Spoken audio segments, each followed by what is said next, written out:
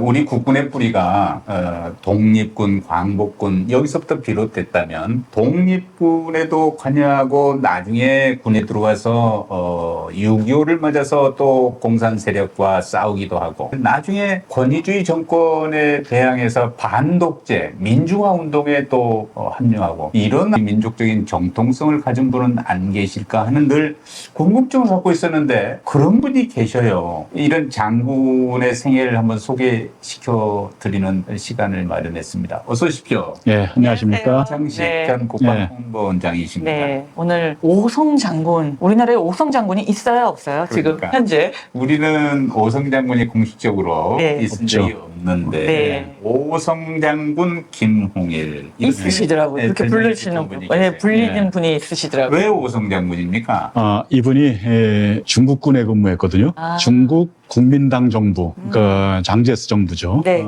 거기 군에서 한 30년 가까이 근무하면서 그 사단장까지 하고 그래서 투스타가 됐어요. 네. 한국의 광복 뒤에 돌아와서 국군 현대 국군 창건 과정에 참여하고 거기에서 3스타까지 했습니다. 그래서 합의 오성 장군. 합의. 예. 그렇게 된 네, 거구나. 합의. 예, 예. 왜 오성 장군이라고 불리시나 했더니, 네. 그런 얘기가 있네요. 예. 근데 우리나라 건군기 때 장군들, 예. 그런 분들은 대부분 6.25를 거치고 그 이후 이승만, 예. 박정희 정권에 대해서 굉장히 협력적이었잖아요. 예. 예, 그렇죠. 예. 그런데 이분은 반독재인가요? 예. 예. 어떻게 그럴 수가 있죠? 그러니까 예. 이분의 생애를 한마디로 요약하면 독립운동을 했고요. 그래서 독립군 부대 지휘관으로 네. 야전 전투를 했습니다. 젊은 시절에. 하고 나중에 중국군으로 들어가서 중국 국민혁명 장제스 군대 지휘관이 돼서 사단장까지 하고 다시 이제 광복 뒤에 한국군 창군되면서 들어와서 여기서 6.25 전쟁이 일어나서 시흥지구 전투사령관으로 혁혁한 공로도 세우고 그러다가 나중에 실은 이승만 정부에서 대만 대사도 여러 해 하는데 그래서 4.19 혁명이 났을 때 네. 4.19에 반대했어요. 4.19는. 그리고 5.16 군사 쿠데타가 일어날 때 거기에 참여를 했습니다. 거기 가담해서 혁명위원회 고문도 하고 혁명정부에서 외무부 장관을 잠깐 하기도 했는데 그러다가 박정희 당시 최고회의 의장이 약속을 어기고 국민 공약을 어기고 군사 정권을 연장하려고 하니까 이건 아니다라고 하면서 그때부터 그걸 이제 비판하고 반독재 또 민주화 운동을 또 하기 시작해요. 그래서 결과적으로 광복을 대적한 독립운동, 두 번째로 공산 침략에 맞서서 활동.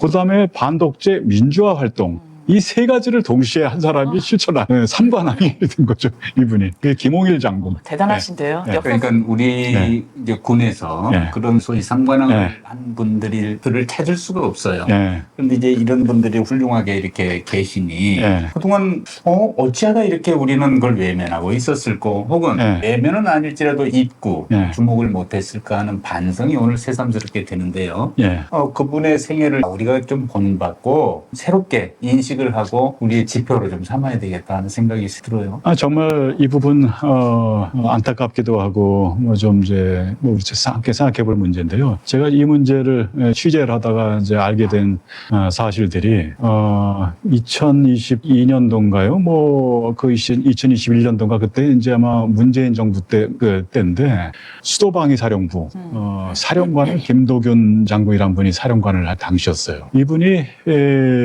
김홍일 장군의 이름을 따서 수방사에 아마 강당을 새로 아마 리모델링 했던 모양입니다. 강당 이름을 김홍일 홀이라고 붙이고 그다음에 김홍일 전문가를 불러다가 간부들한테 교육을 하고 그다음에 김홍일 장군의 전적지 한강 방어선 그걸 답사도 하고 장병들 이런 활동을 막 하면서 김홍일을 이제 소환하는 운동을 했어요.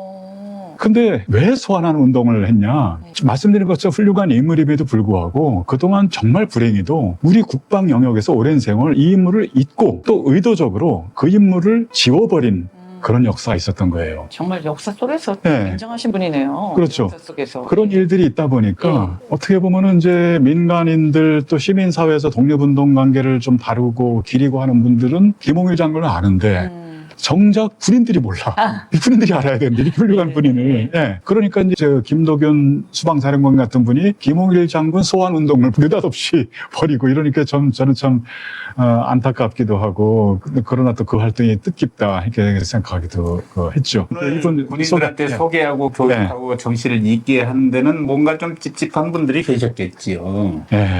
그래서 드러내지 않으셨을 것 같아요. 예. 드러나기를 원하지도 않으시고. 그런데 네. 이분이 네. 중국으로 넘어가기 전에 구한말 독립운동을 하셨다면서요. 맞습니다. 이분이 1898년생이에요. 1800. 1898년.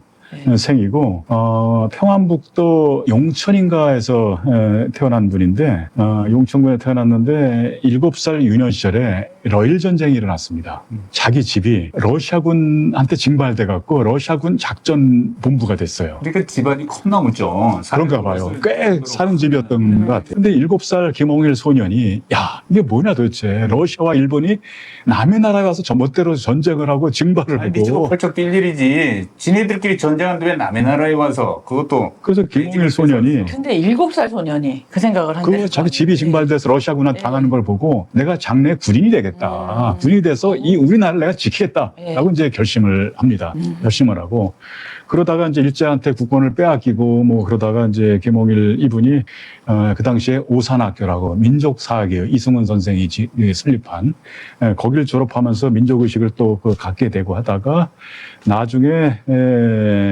황해도 신천에 있는 경신학교라는 학교에서 교사 생활을 하면서 비밀 조직을 만듭니다. 독립운동 하기 위해서.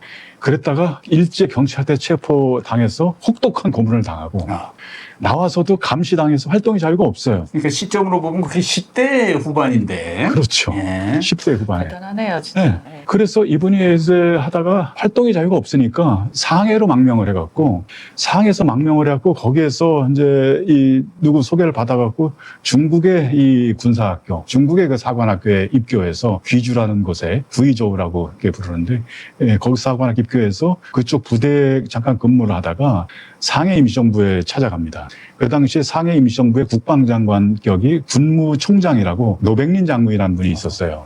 이분이 대한제국 군인 출신으로 굉장히 훌륭한 분인데 이분을 만난 이분이 잘 왔다. 정말 필요하다. 그러면서 상해에서는 할 일이 없고 만주로 가라. 만주에 가면은 우리 조직들이 있다. 우리 독립군 조직들이 있으니까 거기를 연결을 해줍니다. 그래갖고 대한의용군이라는 부대의 중대장이 돼요. 그래갖고 일본군하고 거기서 전투를 벌이고 실제로 그러다가 쫓기고 막 이제 하다가 안 되니까 그 일대 뭐 자녀 세력들을 모아갖고 농장도 세우기로 하고 학교도 세우면서 훗날을 도모하기도 하고 이제 그런 독립운동을 시작하는데 그렇게 이제 시작하다가 되겠다. 왜냐하면 그 무렵이 언제냐면 1920년대. 그러니까 봉오동 청산리 성공적인 맞아요. 독립 전투가 이루어진 그때입니다. 이유니까 고무렵이에요. 완전히 고무대에 있었겠네요. 그렇죠. 예. 봉오동 천산전투가 벌어지고 할 때 그 전투뿐 아니라 수많은 소규모 전투들이 있었을 거 아니에요.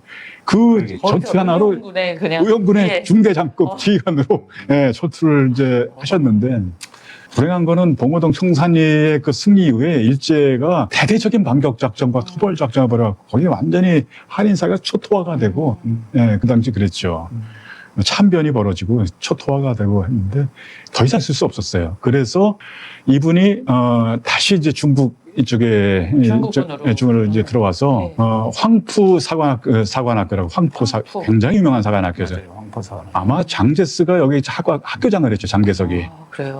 사관학교 학교장을 해 장제스가 그 학교에 다시 병기 교관으로 들어갑니다. 그래서 교관 나이가 뭐 21~22살 정도 시절이었겠네요. 그렇죠. 왜냐면 1898년생이라고 그랬고 그 21년, 22년이라면 황푸 군사학교로 갈 때는 네. 1925년쯤 됐을 때예요. 그러니까 한 6, 7세? 20대 20대 초년으로.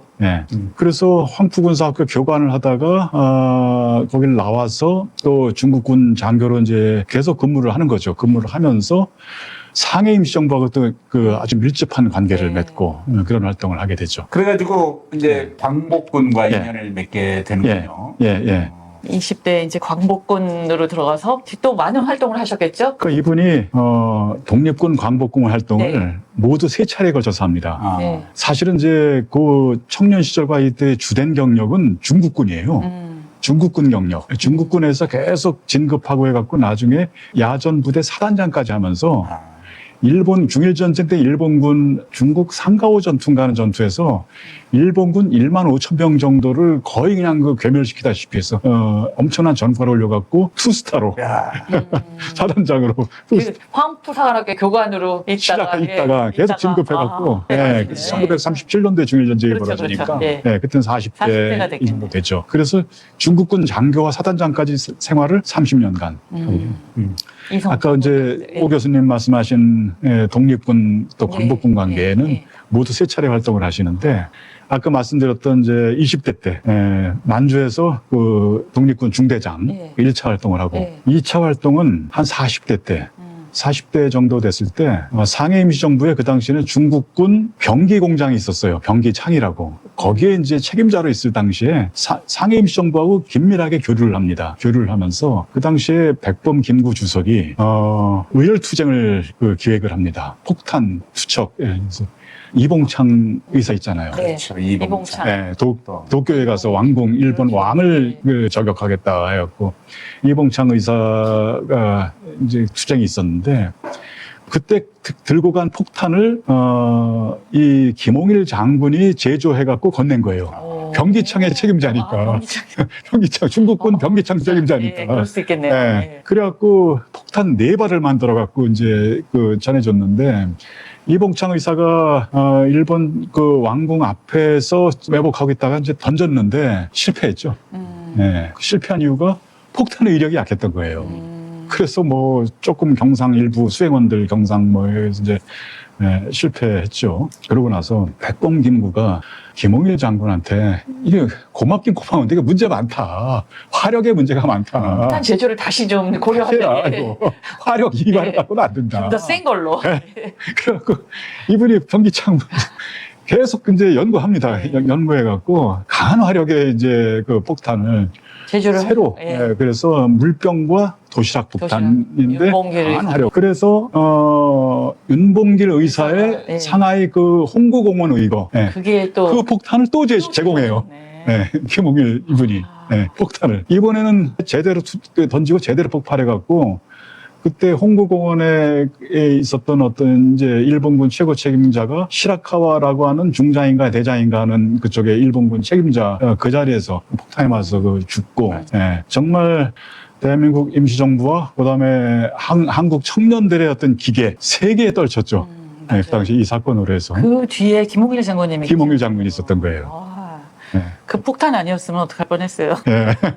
그 전에처럼 약했으면은 또 실패했는데 그래도 한 번의 실패로 확 달라지셔가지고 두 번째 그렇게. 그래서 광복군에서는 결국 광복군 참모장에 오르게 됐죠. 그렇습니다. 그러면서 이분이 이제 계속해서 중국군 장교로 근무를 쭉 하다가 1945년도쯤 되니까 대한민국 임시정부에서 김구 주석이 이분을 부른 거예요. 그래서 그 당시에 이제 광복군을 조직해서 하는데 좀 필요하다. 우리가 이제 이 실전 경험도 있고 이제 지휘관이 필요하다 해갖고 불러서 참모장으로 광복군 참모장을 맡겼는데 그게 1945년 5월입니다.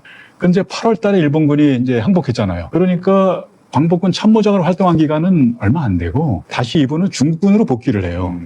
그래서 계속 중국군 장성으로 계속 근무를 하다가 1948년도 대한민국 정부가 수립될 무렵에 귀국을 합니다. 귀국이 3년을 늦었구나. 그렇죠. 그래서 이제 그 정도까지가 독립운동에 그 참여한 사실, 그다음에 중국군으로서 또 활약한 사실이 이제 거기까지가 이제 마무리가 되는 겁니다.